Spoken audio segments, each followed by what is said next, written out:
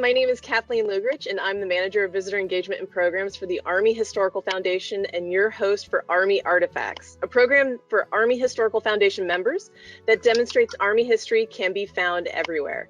Today, my guest is Robert F. Hancock, the Senior Curator and Director of Collections at the American Civil War Museum in Richmond, Virginia.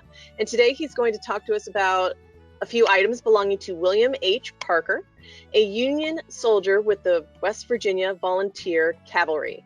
Thank you for speaking with me today, Robert. And my first question is, what do we know about William H. Parker? Well, we know quite a bit, actually. The artifacts that we have, which include a jacket, a Bible, and a small little hinged box he carried with him, were passed directly down through the family until we acquired it in 2019. So it came to us from the direct descendants of William Parker. And they did a fair amount of research. We don't know a whole lot about his formative years. We do know he was born in 1839 in Shropshire, England. His father was a bricklayer and his mother's occupation was not listed. We do not know if he has any siblings or not. They do not show up in the census that they checked, so he may have been an only child. But for whatever reason, in 1859, he left Shropshire and came to the United States and settled in Ohio.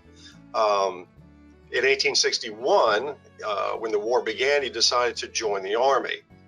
So he wanted to join an Ohio regiment, but all the Ohio regiments were already full. So he ended up in Western Virginia, which at that time was not West Virginia. Of course, it did not become an independent state until 1863. So he ended up in the 2nd Regiment of Mounted Volunteers of Western Virginia, which later became the 2nd West Virginia Cavalry, U.S. So what we know about him comes mostly from his service records. We know that he was 5 feet 10 inches tall. He had blue eyes and blonde hair. And he was listed as a laborer as far as his occupation was concerned. So he stayed with the regiment. He enlisted for 3 years with everybody else that was joining up at that time. And they spent most of their time in Western Virginia or West Virginia, going after Confederate guerrillas and irregular troops that were still in the area. In 1863, we know that he was on a expedition around Loop Creek, which is not too far outside Charleston, West Virginia. It was about 3 a.m., about 3 o'clock in the morning. They were resting their horses and getting ready to go out again at dawn, as they tend to do, when they were suddenly attacked by a group of Confederate raiders. The Union troops just scattered everywhere. They're completely surprised. Some of them were heading down to the Loop Creek River. Some of them were hiding in the woods. And about 29 of them ended up being captured out of his unit of about 150, along with half of the horses were also captured at that time. So he ended up being a prisoner right here in Richmond, Virginia at Belle Island. And this was in 1863. Luckily, he was exchanged in October because the winter of 1863-64 was extremely severe. And Belle Island, of course, you lived out you were in the prisoner of war camp. The best you could hope for was a tent.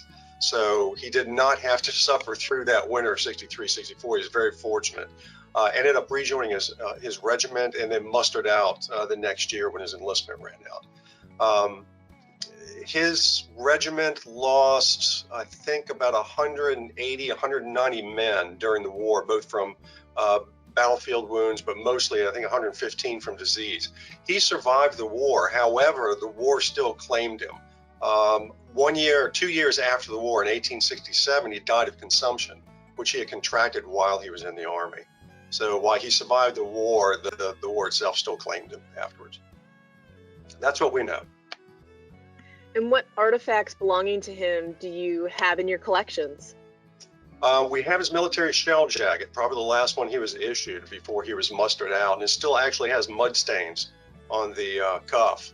So he obviously never cleaned it after he got it home. It probably ended up being, put in a trunk somewhere and then eventually just passed down through the family through his son. So we have his shell jacket, his blue cavalry shell jacket.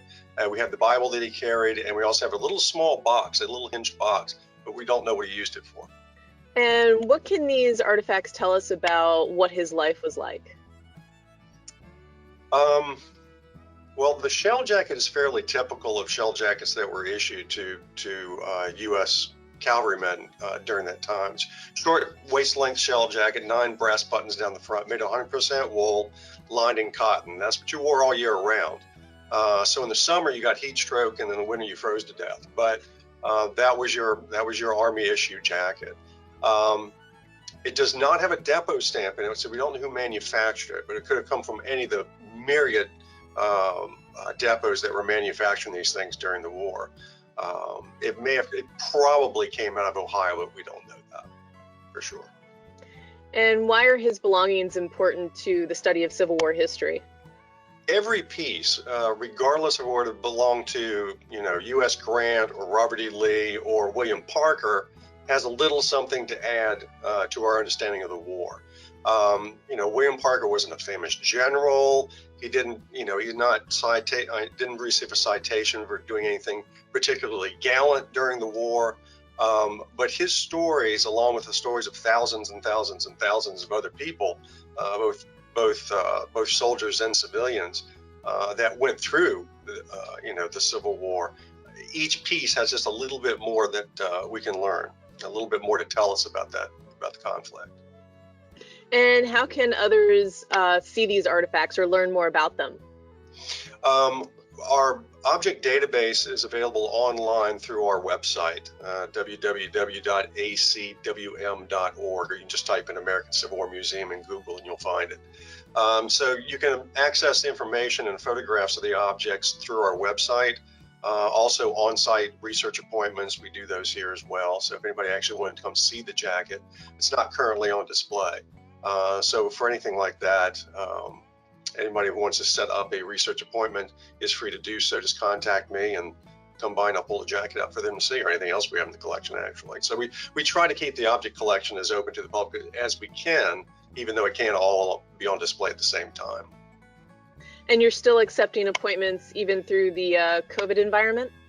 We are. We do have certain COVID protocols. We keep them, the group small, and of course we have to wear masks and that sort of thing. But yes, we are still doing research appointments.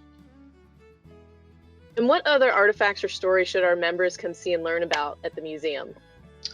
Wow. Our main exhibit downstairs at our Tredegar site has a little over 500 artifacts on display. We also have 2 temporary galleries at our Tredegar site. Our Appomattox site in Appomattox, Virginia, also has about 300 or 400 artifacts on display. We have about 15,000 objects in the collection. So seeing the ones on display, you're actually only getting a very small portion. But again, the database is available through our website, which has all the objects listed. So if you're curious to see if we have a particular object related to a person or unit or particular battle, they can do a keyword search on the website or through the database. And how much of your collection would you say is Confederate and Union? The vast majority of our collection right now is Confederate related because the core of this collection is the old Museum of the Confederacy collection, which started off as the Confederate Museum back in 1896. So it's an old collection. It's been around for, well, you do the math, 1896 to today. So a vast majority of the collection is Confederate related. However, we are still collecting. And the William Parker jacket, for instance, came to us in 2019. So it's a relatively new acquisition. And we're still collecting. I have 2 more donations sitting on the table ready to be processed. So the collection's still growing. Now, in addition to seeing the exhibits, what else is there to do at the museum? Do you have programs and events that people can attend? We do. Again, the website's your best source for our calendar of events. We have both virtual and in-person programs available. Also here at the site, of course, we're on the old Tredegar Ironworks site. So the ruins and some of the surviving buildings from the old Tredegar Ironworks are here to see as well. Now, you mentioned the collections were from the Museum of the Confederacy. When did the change happen to the American Civil War Museum? Well, if we go back far enough, we could probably go back to 2001, 2002, when the old Museum of the Confederacy was considering expanding. And expanding, meaning they're going to broaden the scope a bit more, not just do the Confederacy, but do the entire war, North and South. It took a lot of years for that to eventually happen, but the Museum of the Confederacy eventually merged with the American Civil War Center, which was located in a different building here at Tredegar, and we became the American Civil War Museum. And we had a brand new building built here on the Tredegar site, which opened in 2019, and that's where we are now. And what is the main mission of the museum now, since it's all combined? The mission of the museum is to interpret the Civil War from multiple perspectives.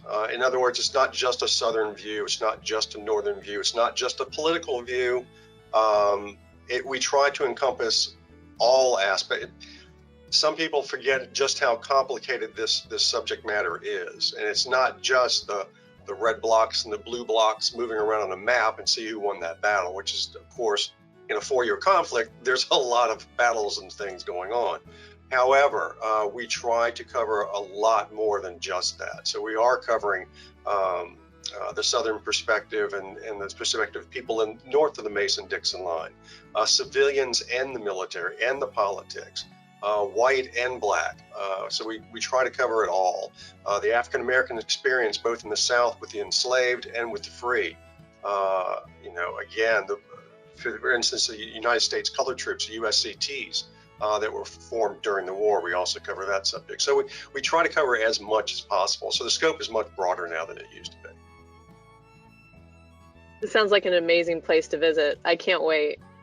But I want to thank you. I want to thank you for being my guest today. And if you'd like to learn anything else about the American Civil War Museum, we ask you to please visit www.acwm.org. And thank you for watching.